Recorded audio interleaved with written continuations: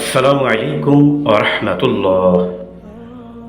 আজকে আমরা চমৎকার একটি হাদিসের কাহিনী শুনতে চলেছি, যার শিরোনাম একজন খুনের তওবা কবুল ও পরিশেষে জান্নাত লাভ। বনী ইসরাইলের জনৈক ব্যক্তি একে একে ৯৯টি খুন করে সে দুনিয়ার শ্রেষ্ঠ খুনি হিসেবে চিহ্নিত হলেন এবং তার মনে একটি সন্দেহ দানা বেঁধে উঠল, আর কত, জীবনে অনেক অন্যায় করেছি, এবার প্রভুর দরবারে ক্ষমা চেয়ে যদি পাপসমূহ মুছে ফেলা যেত তাহলে কতই না ভালো হতো। তাই সে ভালো একজন আলেমের সন্ধান করতে থাকল। অতঃপর সে একজন পাদ্রীর কাছে এসে বললেন, আমি তো জীবনে ৯৯টি খুন করেছি, এ অবস্থায় আমার জন্য কি ক্ষমা চাওয়ার কোনো সুযোগ আছে? পাদ্রী বললেন যে না, কোনোই সুযোগ নেই তোমার জীবনে আর ক্ষমা চাওয়ার। এই কথা শুনে সে পাদ্রীকেও খুন করে ফেলল। এভাবে সে ১০০ জন পূর্ণ করলেন মানুষ খুন করে। অতঃপর পৃথিবীর শ্রেষ্ঠ আলেমের সন্ধান করতে করতে করতে করতে অবশেষে একজন বিজ্ঞ আলেমের শরণাপন্ন হলেন এবং সে বলল, হ্যাঁ, তোমার তওবার সুযোগ এখনো রয়ে গিয়েছে। কিসে তোমাকে বাধা দিল? তার ও তার তওবার মাঝে কিসে এত প্রতিবন্ধকতার সৃষ্টি করল? ঠিক আছে, তুমি ওই অমুক জায়গায় চলে যাও, সেখানে কিছু আল্লাহর বান্দা, পরহেজগার ও ইমানদার বান্দা আল্লাহকে ডাকছেন, দিনে রাতে ইবাদতে মশগুল আছেন, ওখানে তুমি চলে যাও। কেননা তুমি যেখানে বসবাস করতে সে জায়গাটা হয়তোবা খারাপ, আর আমি যেখানে তোমাকে পাঠাচ্ছি সে জায়গার মানুষ বেশিরভাগই ভালো মানুষ, আল্লাহওয়ালা। সে সেদিকেই রওনা করলেন। অর্ধেক পথ অতিক্রম করার পর তার মৃত্যুর সময় ঘনিয়ে এলো। ইন্না লিল্লাহ। সে তার বক্ষদেশ দ্বারা সে স্থানটির দিকে ঘুরে গেল। সুবহানাল্লাহ।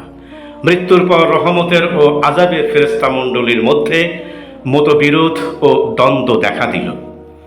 রহমতের ফেরেশতা বলল, এ লোকটি নিখাদ তওবার মাধ্যমে আল্লাহর দিকে ফিরে আসতে চেয়েছে।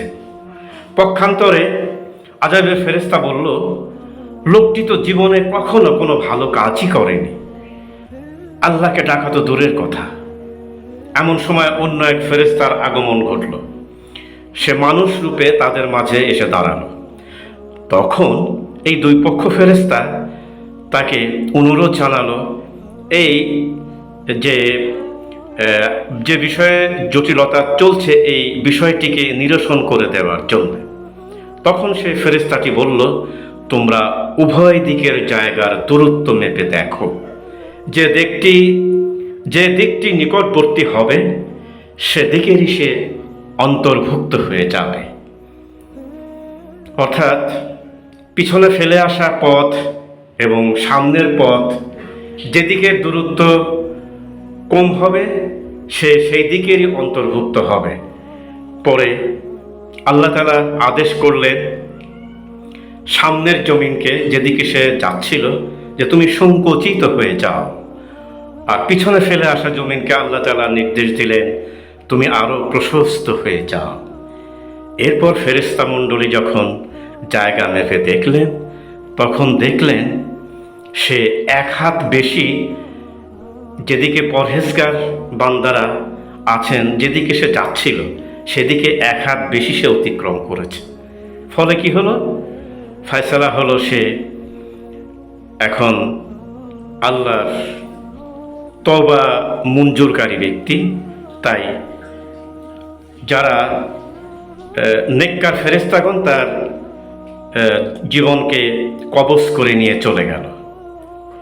হাদিসটি আমরা পেয়েছি সহিহুল বুখারী 3470 নম্বর, সহিহ মুসলিম 2766 এবং মিশকাতুল মাসাবি 2327 নম্বর থেকে।